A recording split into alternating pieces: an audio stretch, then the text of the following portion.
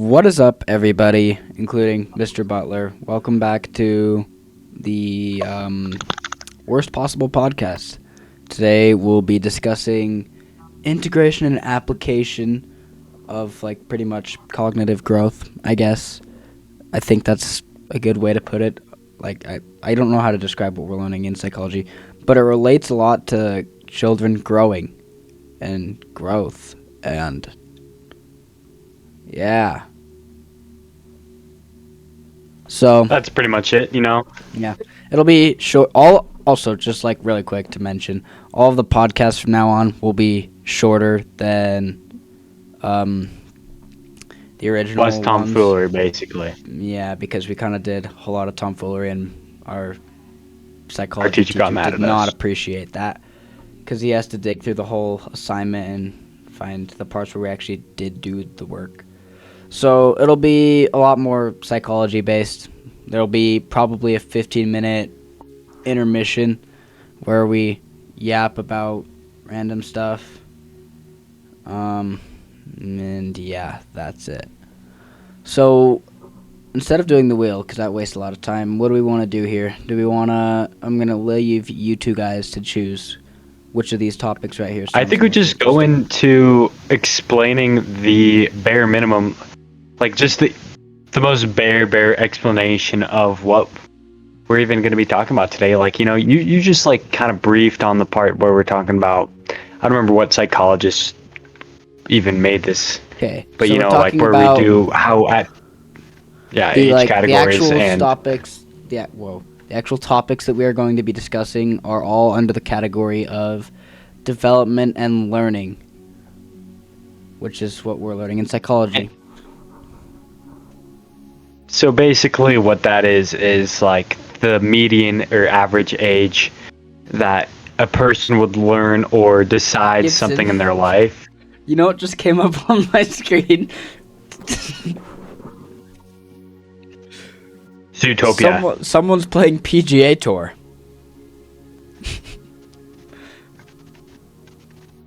That's one of the ways to look at it, Brayden. That's not the only way. I don't remember which psychologist it was that said that. Let me go find it real quick. It was the first one that we learned about. That was Jean I'm not gonna even pronounce his last name. Yeah. Should we learn about development first, the actual scientists that did it? What? The kid grow, the kid get older, the kid grow, and then the kid get older, and then he turned into non-kid. I feel like Gibson's gonna be Basically lack of contribution to these next couple of podcasts. Can you even hear me, guys? True. Yes, I can Yeah, hear we you, can hear Brayden. Yeah, because my Call of Duty's lagging really bad. I'm super glad that we're paying attention. Hey, I'm locked. I'm just doing. As my you're on rewards. PGA Tour. I'm grabbing my rewards. Yo, I'm more luck than you are. You ever been on a camel grind? That's some developable. No, we're off to a bad start. stages right there. I'm hopping in on right now. I'm not gonna lie. No, but development. Are we talking specifically the scientists or what do you what? That's what I was asking. Should we talk about the scientists or the first thing that I mentioned? Since I don't even remember the first thing that I mentioned, we're gonna talk about scientists. So let's look up Jean P. PJ. Yeah. Let's see. Oh, hold on. Jean-Paul Gaultier. What are you? He sounds like Jean-Paul Gaultier. Except he's not Jean-Paul Gaultier. He's John Piaget. But basically, what we're even talking about, I guess, is the scientific study of how humans grow and adapt. Basically, and how based on our environment we change as people. And why we grow it up across our lifespan. And this is basically just a concept that's not set in stone, this is how it works, this is a concept that is based on averages. This also covers our cognitive, our emotional, social development. So basically the first person Piaget that we're going to be talking about, he did his first study, but it was very like vague. He said that it was that So, basically hold on, let me from cut- 1 to 12 Yeah. are their main growth stages, and then 13 and on is all the same. Yeah, But no, so Peyton will take I over do from not there. want to sign up very well, mind. Thank you very much. I think you do. So I forgot his name. This is good. Jean Piaget, I think is how you say his name, came up with 4 groups of, I guess, cognitive growth and development. And the stages, so it starts off from birth to 2 years old, and that stage is known as the sensorimotor stage. I can't say any of these words. It's very confusing. So, I'm going to look that up, and I'm going to describe to you what it is, because we learned this all in class, but if I'm going to be completely honest, I don't remember very well. But I'm going to use AI Overview as my source. I know, super interesting. But, the sensory motor stage is the first stage of his, stages that he came up with, where infants learn about the world through senses, like seeing and hearing, and motor actions like touching and tasting. So that's like when you're born to when you're 2, and you, figure out the world using your, senses, I guess, is essentially what it is. You'll, go and touch things, taste things, smell things, hear things. That's how you start your life in his, what do you call it? I guess I'm just going to call it stages.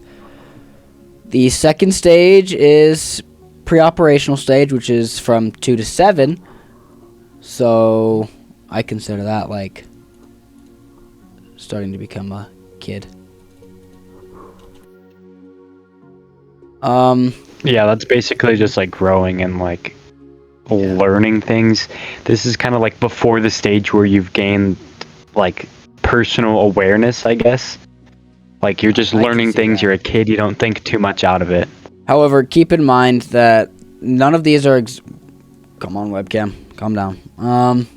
None of these are exactly specifically right. However, I like to believe that there's parts of them that all contribute to the whole picture. We'll learn about another psychologist later by the name of some Vygotsky. I can't remember his first name, sorry. But his last name is Vygotsky, who's a Russian psychologist. We'll talk about him in just a minute. But he had a very different approach to the stages of cognitive development. But the pre-operational stage is the second phase in Piaget's cognitive development theory. It occurs, as we said, from 2 to 7. And children develop symbolic thought, language, and imagination, engaging heavily in pretend play while they gain mental representation. They lack logical reasoning, exhibiting egocentrism, centration, and limited understanding of conversation. So that's when you start to learn how to read, and you start noticing, I guess, symbols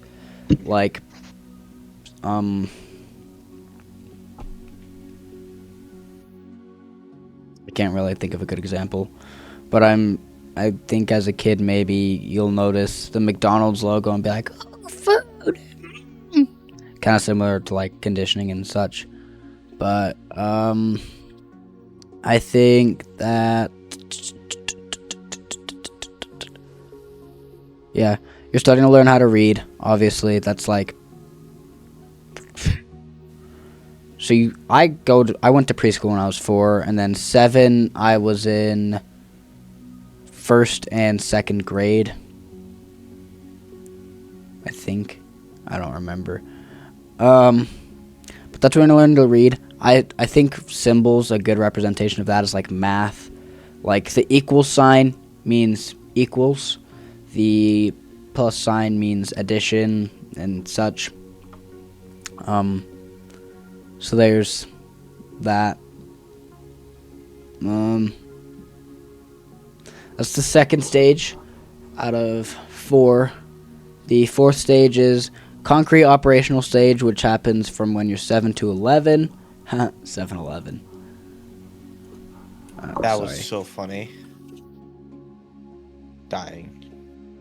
Okay, let's take a look at how much you've contributed. Hey, well, you are just yapping, and I'm You're like, just a hater, bro. You're taking up the whole screen. Screen Me? time. Throw me in. How am I taking up the whole screen, bro? You can legitimately... I have the screen set up so that way you can see my recording software. Not the camera, but you can see my recording software. Yeah, that's not what I meant. Gibson kind of blends in with the background. It's kind of scary. But what stage are you on right now that you were talking about? for We're on stage developmental? 3, which is It's for someone- 7 to 11, and it's concrete operational stage. And it is the third stage of Piaget's cognitive development theory, where children, sorry, I'm choking, begin to think logically about tangible events. They master conservation, which is the understanding quality remains despite shape changes, reversibility, undoing actions mentally, and classification. While logic improves, children still struggle with abstract or hypothetical concepts. So they can't quite, like, So, create ideas in their head, like, oh man, this person, like, they can't... A good example of this that Mr. Butler gave us was that kids can't really create situations in their head. They can't make up conversations that they think are going to happen later. Like, when I know I'm going to get in trouble or something, I'm like, oh man, when they start yelling at me, I'm going to tell them this. And then I don't. And sometimes they don't even yell at me. But, like, stuff like that they can't do yet. However, they start to, like, become intelligent beings, I think is a good way to put it. so basically, this is more when they become aware of themselves. Like, before they just kind of, like, lived, just for, like, oh, I guess I have to deal with this now. But, like, once they hit this age, they start to, you could say, develop an inner conscious that they can control. Instead of just, like, acting on impulse at the time, they can actually, like, think through things. Like, be like, oh, well, if I do this, this is probably going to happen. Where before they might just be like, I'm just going to do this. But now they act less on impulse and they can be able to think out situations. Like, if I do this, I'm probably going to get in trouble and get caught like this. you gain a conscience. So- Like, you ever? It's like you see the memes, and it's like me when I gain age at like 6 years old, or like beginning. Yeah, it's like that same time period. No idea Did you what you're say talking AIDS? about. Okay. That's going in Never Megan's seen- notes. So I did not gain AIDS at 7 years old. Dude, this is gonna go in Megan's notes, Like- and she's gonna talk to me on the next time I see her. Megan, She's I'm like, sorry. You don't know me. But I'm sorry. Anyway. It's black, and So then now I basically- see the whole. This is okay. So basically, that could be an example for this stage that we just talked about. See, now we thought about the consequence of our actions instead of just answering cluelessly and being like, "Huh, I don't know what you mean." We thought things out before we said them. so what Google's telling me, Gemini AI. It says the formal operational stage, starting at around age 12 and lasting throughout adulthood, is the final stage of blah blah blah. His theory development. It is characterized by the ability to think abstractly, reason hypothetically, and use deductive logic. Adolescents can move beyond concrete experiences to consider what-if scenarios, hypothetical possibilities, and complex concepts like justice and morality. I'm going to be honest, I read that but did not retain any of the information as I read it, and I'm not going to read it again. That's Just tell me the name of it again. I missed it. I heard everything It else. was the just not operational the name. stage. Bro's going to come up Okay, with so this the whole operational- thing, his whole theory based off of the operational stage. He doesn't actually listen to anything I say, but he comes up with it and creates his own theory. Probably wrong a lot of the time. I don't listen to what he says. Okay, a so lot. my theory is, I have a theory. Spoiler alert. I remember when Bert Mr. used to Butler make fun of me knows. for that. Mr. Butler knows what. Mr. Butler knows what the spoiler is. I know who it is, and Mr. Butler does too. What? It's the Jews. So about locking in. So, Butler, when you're listening to this, you already knew that. Anyone else listening to this, I don't care. We're trying. We're trying our best. Yeah, and plus I have the entire Google thing up right here for you. Ooh, I should not have done that.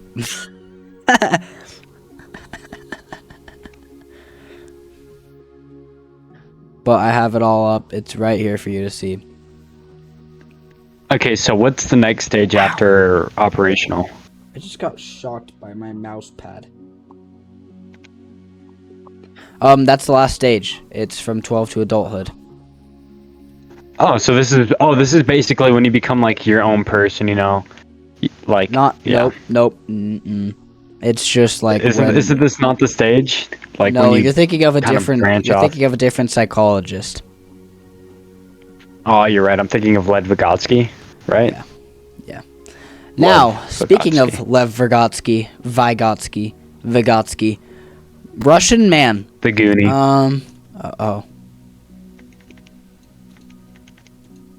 I like how I. So this say guy is something- a Russian psychologist. This is Mr. Butler's favorite psychologist.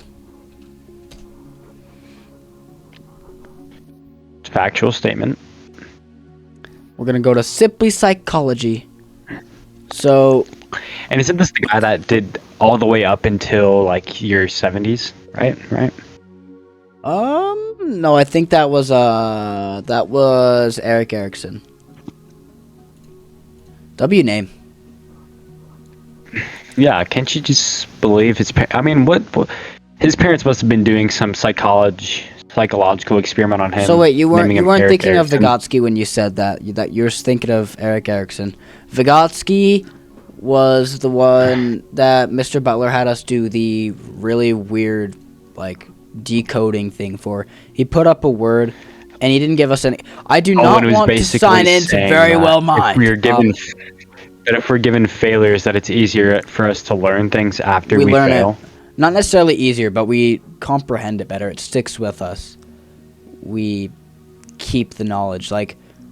For example, when I fail something during math or I get a question wrong on my math test, it pisses me off. It makes me really mad at myself.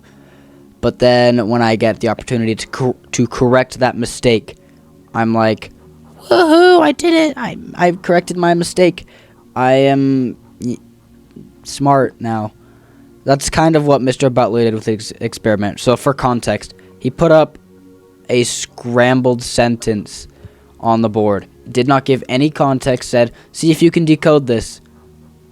Could not decode it. No one could decode it.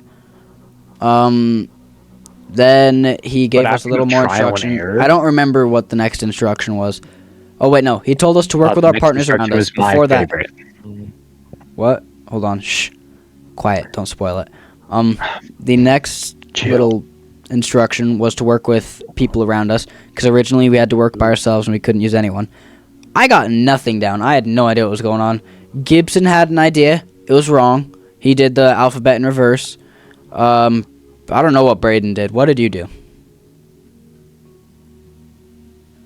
So my idea was honestly very incorrect at first, because keep in mind, he just told us what it was and that it was decrypted and we had to Oh! Ow. it was encrypted and we had to decrypt it ourselves. Sorry, I'll pull this away from my face. So Look at basically, my eye what right I now. started doing, I can't. Give me.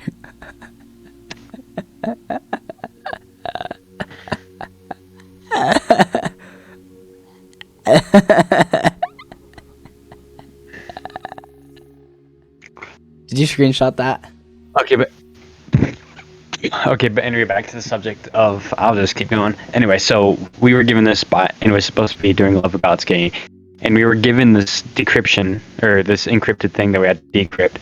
And it was just a whole bunch of random letters that were uppercase and next to each other with a few spaces in between them. Every few letters. And we were just given this and said, okay, decrypt this and do your best. And he just sat over there laughing at us the whole entire time. Yeah, no, he thought it was funny. Because we all basically had no clue besides one person, which he said later, he was laughing because for another reason, because this person knew what they were doing, because they've already done it before, which actually They hadn't tied done in the exact very same well. thing before, though. I don't know if they actually got They've it. done a very similar thing. After that, Mr. Butler gave us one phrase. That phrase being my favorite. And, like, you know, he said, okay, that should be enough for you to hopefully manage to decrypt the sentence. Our group, meaning me, Gibson, and Braden, me, Gibson, and Braden. Stop yelling at me, headphones. Okay, hold on. I gotta switch my headphones. But essentially, what happened was, in the end, the key to the puzzle was that each letter of the code was behind 13 letters in the alphabet. So if it was A, I don't know what the 13th letter in the alphabet is, but it was the 13th letter. Basically, it was 13-letter shift down. Yes. And, Anyways. if we would have gotten that, we would have understood it, but no one did. We kind of just guessed and someone Brayden, got it. I'm going to let you describe Erickson's. That's the one we just learned about today, right? Or no, yesterday. Yesterday. No, that was today. Have you start that, and then I'll come back and finish it when I switched my headphones, because they decided they wanted to die. Okie dokie. Okay, so we're going to be talking a little bit about now Erik Erikson. He was born in around the 1900s. He's kind of old, really old. And he was German. A German-American visual artist, right? And he would just basically focus more on children's psychology. And he made a ton of contributions. But he's best known for his psychosocial development, which is what we are talking about and what we have been learning about. And he summed this down into 8 stages of life. And this all has a specific identity conflict. I think this is like different trails you can go down. So I think the first one we talked about was trust and distrust. Like when you're... Oh my gosh, I turned off my mic. And this is from like 0 to 1, I think, is what he put it down as. And basically, from this age, you learn to trust people, which will ultimately decide if you trust your environment, or distrust people, which means that you distrust your environment, which later in life can cause some effects like you don't trust people, you can't find comfort in people, you get attachment or avoidant issues or whatever. And so that was like the first stage basically, and it has a whole bunch where it's like there's like 2 different paths you can take that will impact you. It's usually not permanent, but it usually is almost set. So I will be picking up the 8 stages real quick.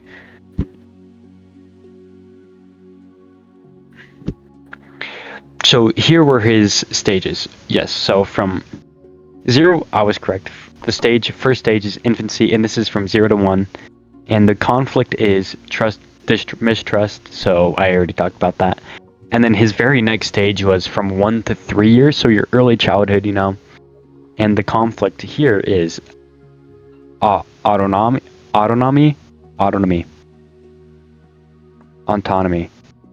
I can't remember, but basically your ability to do things automatically versus shame and doubt. So this is kind of like when you start doing things, you know, you develop a sense of independence for yourself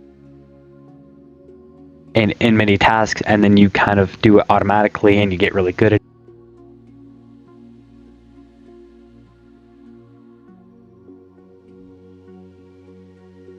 Yes. I'm back, by the way. Yeah.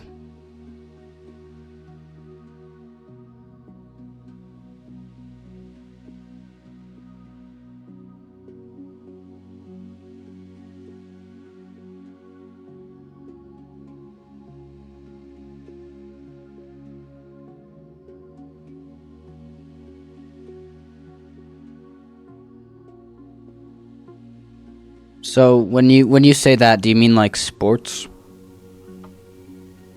Like I did soccer, baseball.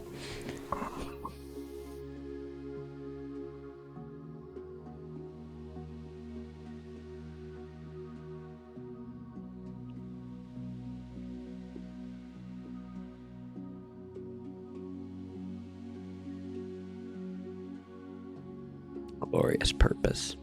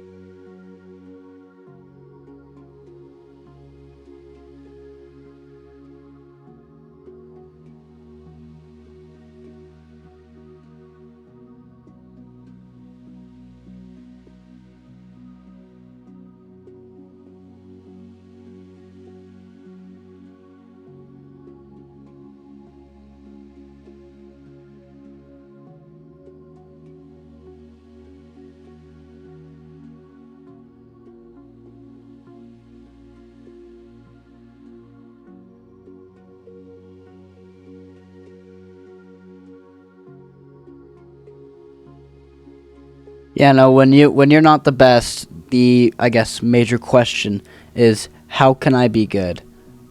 And like yo, I think I'm still on this stage.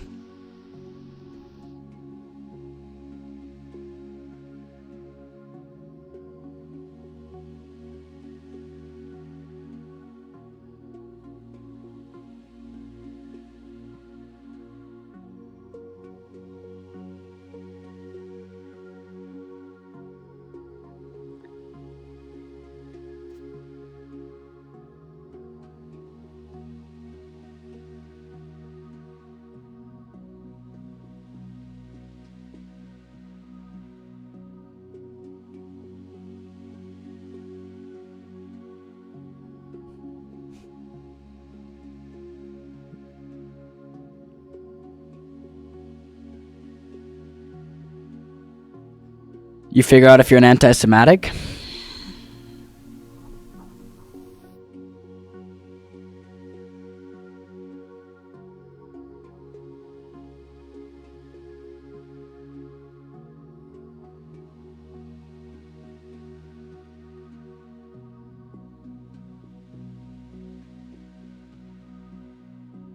Okay, so hold on. I'm gonna pause you. We're at 30 minutes now, so after we finish the rest of these stages, then we can do intermission.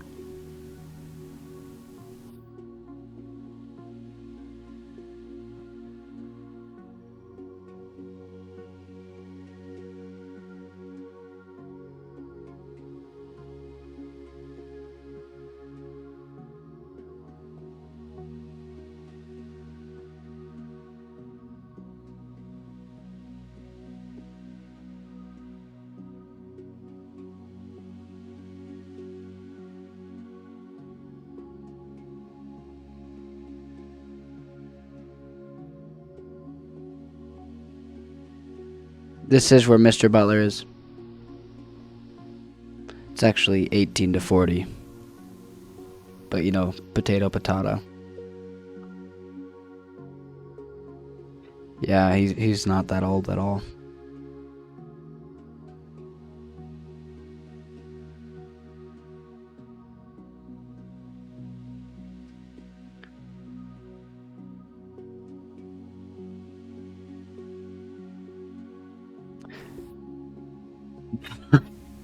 Yeah, this is where this is where you decide, like, what romantic way you want to spend the rest of your life, I guess. Or honestly, like, just if you want to be associated with your family or have, like, a lot of friends. Because Mr. Butler said it's very hard to, like, make friends outside of school. It's very different, at least. And he, yeah, so you're trying to, like, figure out, do you want to fit in with people, or do you want to spend the rest of your life, like, more alone and, I guess, work-based? Because there's a very popular stereotype of people when they're this age, they like to go mess around and experience their adulthood and go party and stuff and work very low-paying jobs, like almost minimum wage. But then there's also people that go and party anyways, but also work a good job. I don't think the stereotype really fits. I think it's mostly for consumerism, but this is where you decide where you want to try and fit in, and if you want to try and fit in.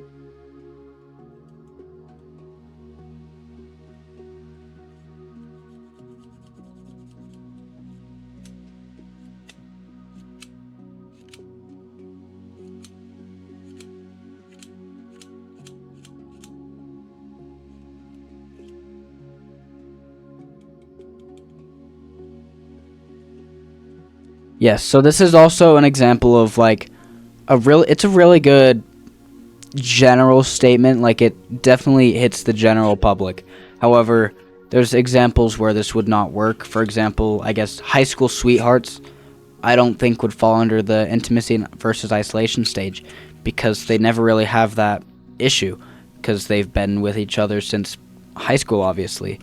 So high school sweethearts don't have to deal with this, and adults, not like adults, but elderly people, if their spouse dies. Mr. Butler's not elderly. I'm saying like 65. But if their spouse were to die, then they might try to remarry and find someone else if they are choosing not to live alone. Or they... He's catching what?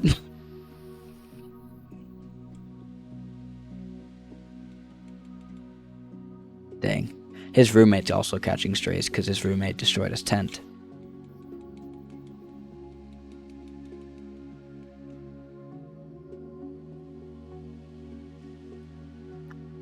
Oh wait, are strays... Do you mean strays like bullets? Dang.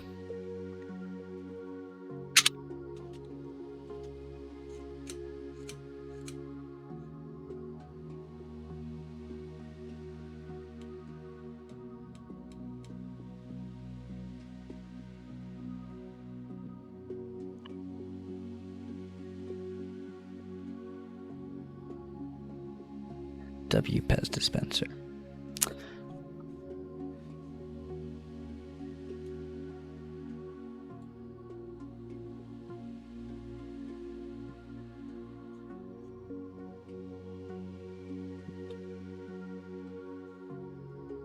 Yes.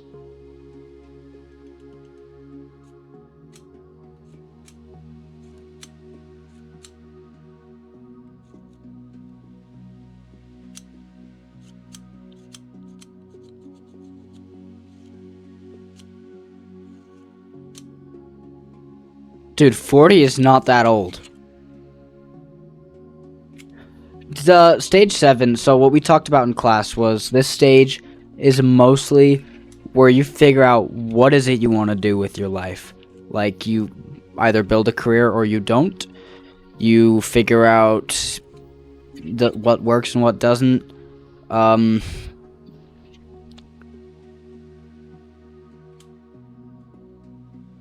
Yeah, stage 7. 40 to 65.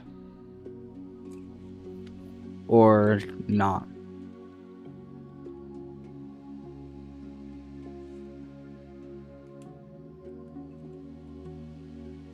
No, that's stage 8. That's integrity versus despair, which is where after you've made all your decisions, you're like retiring and you've like your life is coming to an end, like wrapping up. You are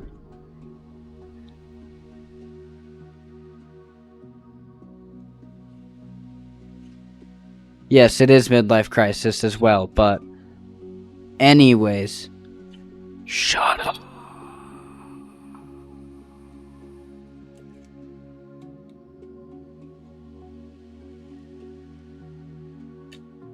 Are you quitting the podcast now?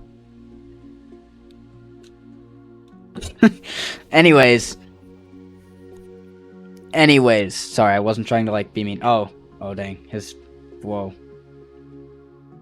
Dude, stop. You're gonna freaking give me a seizure. Either turn on your webcam or don't. I don't care. But,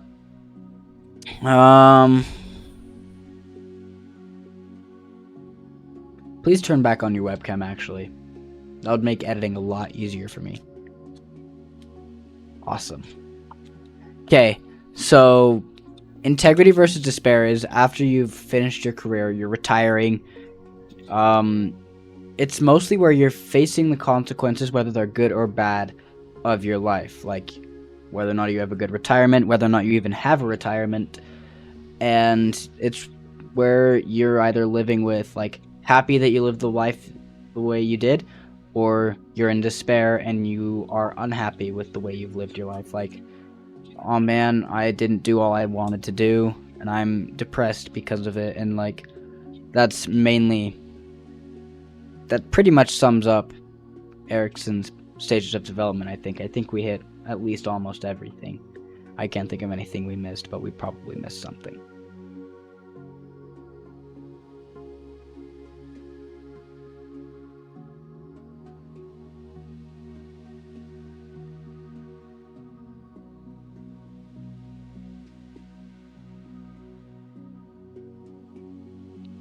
Oh wait, you guys are right.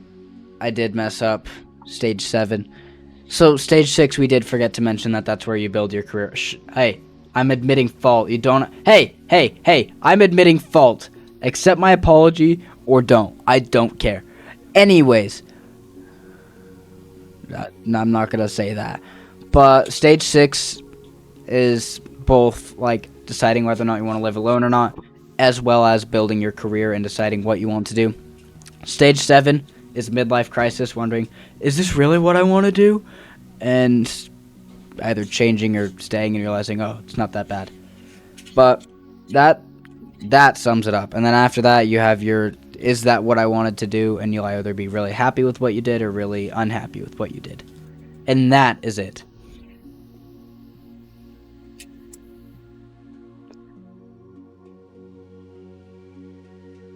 Psychologist.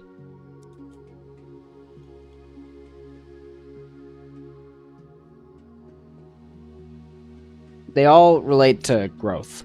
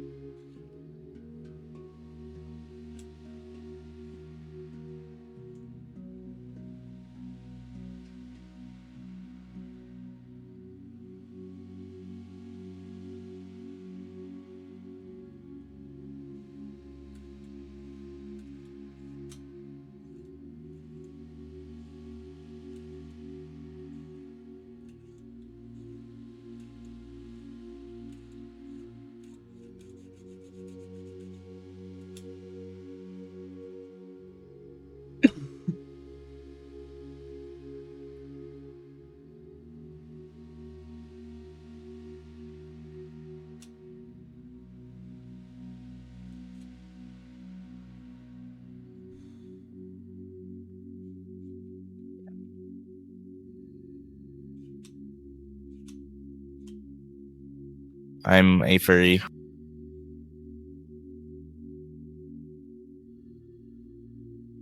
Did that play? It didn't play in my headphones.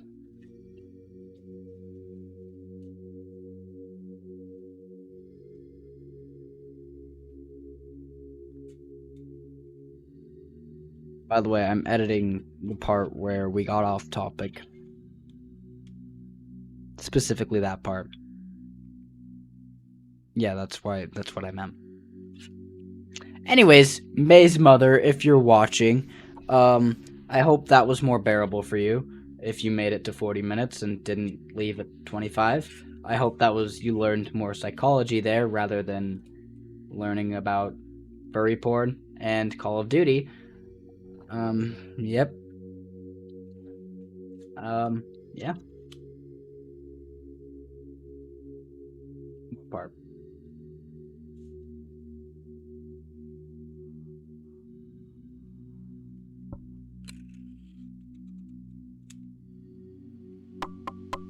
Yeah, anyways, that's it for today's, podcast. No, we're doing another one.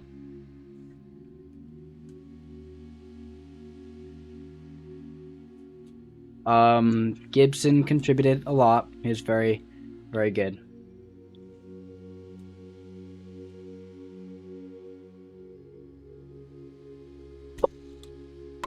I feel like that went better than our last podcast. Anyways, that's it for today. I hope you learned something about like development in psychology and the theorists that were part of it, such as Lev Vygotsky, Jean Piaget. I said that wrong, but it's fine. Piaget and Erik Erikson. W name again. And that's pretty much it for today. We have another podcast that we're about to do right after this one because we kind of forgot to last week, or I was really busy last week. Yeah, we're doing another one if you guys want to. If not, then it's fine. Anyways, bye-bye. Hope you enjoyed, and yeah.